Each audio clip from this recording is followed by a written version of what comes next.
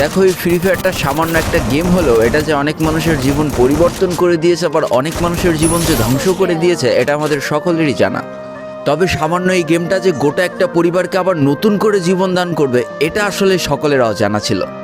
হ্যাঁ বন্ধুরা, আজকের গল্পটি এমনই একটা পরিবারকে নিয়ে যারা এই ফ্রি ফায়ার গেমটাকে একেবারেই সহ্য করতে পারতো না, বরং তাদের সন্তান যখন এই গেমটা খেলতো তারা আরও উল্টো বকাবকি করতো।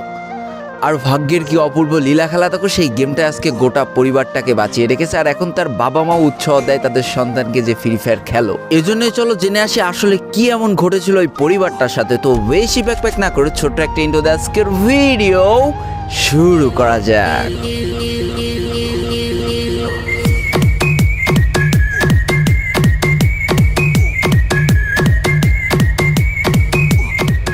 তো আজকের গল্পটা শুরু হতে চলেছে ছোট্ট একটা গ্রামের ছোট্ট একটা পরিবারকে নিয়ে। বাবা মা এবং তাদের দুই সন্তান অর্থাৎ দুই ভাই, ছোট্ট একটা পরিবার, খুব সুন্দরভাবে তাদের জীবনযাত্রা চলে যাচ্ছিল।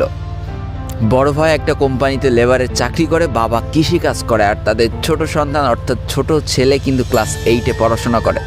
দারিদ্রতার বেড়াজালে আটকে পড়া পরিবারকে সাপোর্ট দেওয়ার জন্য তাদের বড় ভাইকে খুব অল্প বয়সে কাজে চলে যেতে হয়েছে।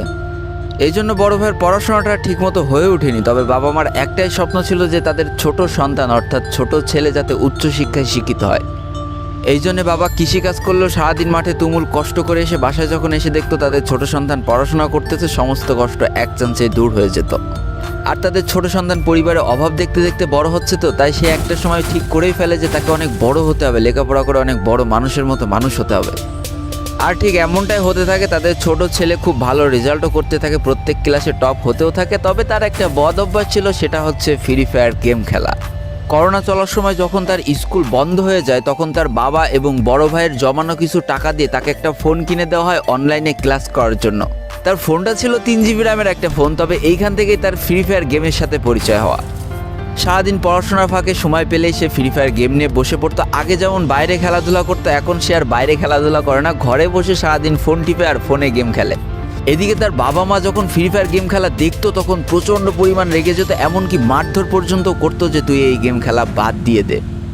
তবে তাদের ছোট ছেলে যতই বাবা মার বাধ্য সন্তান হোক না কেন, ফ্রি ফায়ার গেমটা ছাড়তে সে একেবারেই নারাজ। প্রথম দিকে পড়াশোনার ফাঁকে ফাঁকে গেম খেললো, যখন তার বাবা মা তাকে বকা শুরু করে তখন সে রাতের অন্ধকারে গেম খেলা শুরু করে।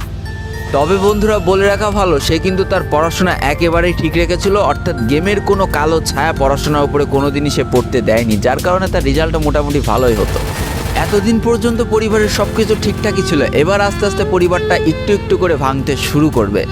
পরিবারের সকলের সম্মতিতে পরিবারের বড় ছেলের সাথে পাশের গ্রামের একটা মেয়ের বিবাহ সম্পন্ন করা হয়। আর যেন বিবাহের কয়েক মাস যেতে না যেতে বড় ভাইয়ের পরিবর্তন লক্ষ্য করতে শুরু করা যায়। এতদিন ছোট ভাইয়ের পড়াশোনা খরচ বড় ভাই আর বাবা মিলে চালিয়ে আসলেও এখন আর বড় ভাই কিন্তু ছোট ভাইয়ের পড়াশোনা খরচ দিতে রাজি হয় না। তবে তাতেও খুব একটা ফারাক পড়ে না, কারণ তাদের বাবা এখনও শক্তভাবে তাদের পরিবারটাকে ধরে রেখেছে। অর্থাৎ বাবা কিন্তু কৃষিকাজ করে তাদের পরিবারটা খুব সুন্দরভাবে চালিয়ে নিচ্ছিল।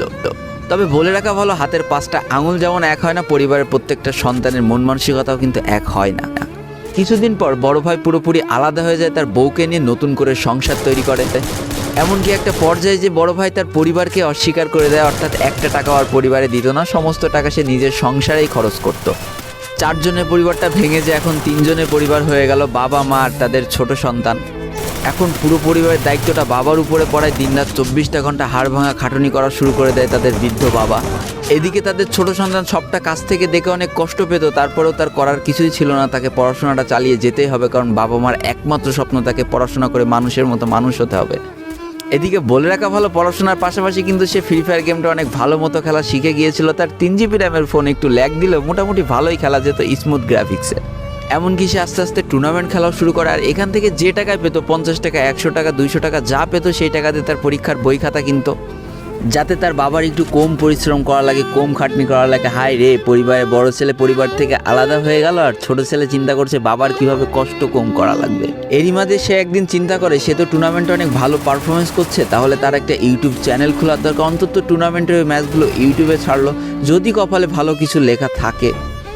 এমনই একদিন তার একটা টুর্নামেন্ট চলছিল, সে বারান্দায় বসে বসে টুর্নামেন্টটা খেলছিল। আর ঠিক সেই সময় তার বাবা হাড় ভাঙা খাটুনি করে মাঠ থেকে কেবলই বাসায় ঢুকছিল। এমন সময় তার ছেলের পড়াশোনা বাদ দিয়ে গেম খেলা দেখে বাবা প্রচণ্ড পরিমাণ রেগে যায় আর ফোনটা ধরে একটা আছাড় মেরে দেয়, যার কারণে তার ডিসপ্লেটা ফেটে যায়। সেই দিন সে ভাঙা ফোনটা আঁকড়ে ধরে অঝরে কেঁদেছিল, তার সমস্ত স্বপ্ন যেন এক নিমিষেই শেষ হয়ে গিয়েছিল। তারপরে সে স্কুলে যাওয়ার জন্য যে টাকা পেত সেই টাকাগুলো জমিয়ে জমে একটা সময় তার ফোনের ডিসপ্লেটা ঠিক করে, আর ডিসপ্লে ঠিক করতে 1500 টাকা লেগেছিল আর সময় লেগেছিল প্রায় 4.5 মাস। আর এই 4.5 মাসে সেই ইউটিউব চ্যানেলে যে জিমেলটা ছিল সেই জিমেলটাও সে ভুলে যায়, অর্থাৎ তার ইউটিউব চ্যানেলটাও নষ্ট হয়ে যায়। কিন্তু পরিবারের ছোট সন্তানরা একটু ঘাটতারা হয়, কোনোভাবে কোনো কিছুতে হার মানতে রাজি হয় না, যেমন আমি। তাই সে আবারও ফ্রি ফায়ার খেলা শুরু করে, আবারও নতুন করে ইউটিউব চ্যানেল খোলা শুরু করে।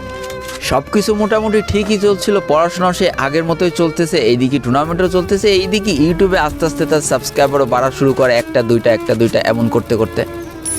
কিন্তু হঠাৎ করে তাদের পরিবারটা জীবনের সব থেকে বড় একটা ধাক্কা খায়। যেহেতু তাদের বাবা কৃষিকাজ করে তাদের পরিবার চালাতে হিমশিম খাচ্ছিল, পরিবারের এত প্রেশার, 24 ঘন্টা হাড় ভাঙা খাটুনি করতে করতে একটা দিন হঠাৎ করে উনি প্যারালাইসিস হয়ে যায়। তার ডান পাশের হাত এবং পা পড়ে যায়, যার কারণে সে একেবারে অক্ষম হয়ে পড়ে। আর এটাই ছিল তাদের পরিবারের সব থেকে বড় কালো অধ্যায়। তবে সব থেকে কষ্টের ব্যাপার কী ছিল জানো? পরিবারের এত খারাপ সময়ও তাদের বড় ভাই কিন্তু তাদের পাশে এসে দাঁড়ায় না। এবার শুরু হয় তাদের পরিবারে আসল কষ্ট। না ছোট ছেলের পড়ার টাকা আছে, না বাবার ওষুধ কেনার টাকা আছে, না তাদের 3 বেলা ঠিক মতো খাবার টাকা আছে। কি আর করবে, পরিবারে এই অসহায় অবস্থা দেখে না খেয়ে তো মরা যায় না, তাই তাদের মা লোকের বাসায় কাজ করা শুরু করে দেয়। কিন্তু কাজ করে 3 বেলা খাবার জোটানো গেলেও বাবার ওষুধ আর সন্তানের পড়াশোনার খরচ চালাইতে হিমশিম খাচ্ছিল তাদের মা। ঠিক এই সময়টায় পরিবারের ছোট ছেলে সারাদিন চিন্তা করতে থাকে যে আসলে তার কি করা উচিত, কি করলে পরিবারের সবাই ভালো থাকবে, কি করলে বাবার ওষুধ কেনার টাকা সে জোগাড় করতে পারবে, কি করলে বাবা মার স্বপ্ন পূরণের জন্য সে পড়াশোনা করতে পারবে। তার সামনে শুধু একটা অপশনে খোলা ছিল, সেটা হচ্ছে ফ্রি ফায়ার গেমটা। কি আর করবে, সারাদিন সে পড়াশোনা করতো আর সারা রাত ফ্রি ফায়ার গেম খেলে খেলে ভিডিও আপলোড করা শুরু করে ইউটিউবে। তোমরা শুনলে অবাক হয়ে যাওয়া, 24টা ঘন্টার মধ্যে সে মাত্র 4.5 ঘন্টা ঘুমাতো। দিনের বেলা স্কুলে থাকতো, স্কুল থেকে এসে সে একটা চার দোকানে কাজ করতো, চার দোকান থেকে বাসায় এসে পড়াশোনা করতো, পড়াশোনার পরে রাত্রেবেলা ফ্রি ফায়ার গেম খেলে ভিডিও আপলোড করতো। সৃষ্টিকর্তা হয়তো তাদের কষ্টটা দেখেছিল, তাই তার বেশি দিন কষ্ট করা লাগেনি। 4.5 মাসের মাথায় তার একটা ভিডিও ভাইরাল হয়ে যায়। ব্যাস, লাইফের মোড়টা এইখান থেকে ঘুরে গিয়েছিল। তোমরা সকলে যেন একটা ভিডিও ভাইরাল হলে আসলে কি হয়, সব জায়গায় তার নাম ছড়িয়ে যায়, মানুষ আস্তে আস্তে তার ভিডিও দেখতে শুরু করে, তাকে পছন্দ করতে শুরু করে, তার গেম প্লে ভালো লাগতে শুরু করে। একটা সময় সে একটা ভালো প্লেয়ার হয়ে যায়। আর সে জীবনে প্রথম পেমেন্ট পেয়েছিল 12,500 টাকার, যেখান থেকে 7,000 টাকার তার বাবার জন্য ওষুধ কিনে দিয়েছিল আর বাকি টাকাটা তার আম্মুর হাতে তুলে দিয়েছিল। তারপর থেকে তার মাসিক বেতন কখনো ওই 12,000 টাকার থেকে কমেনি, বাড়তে বাড়তে একটা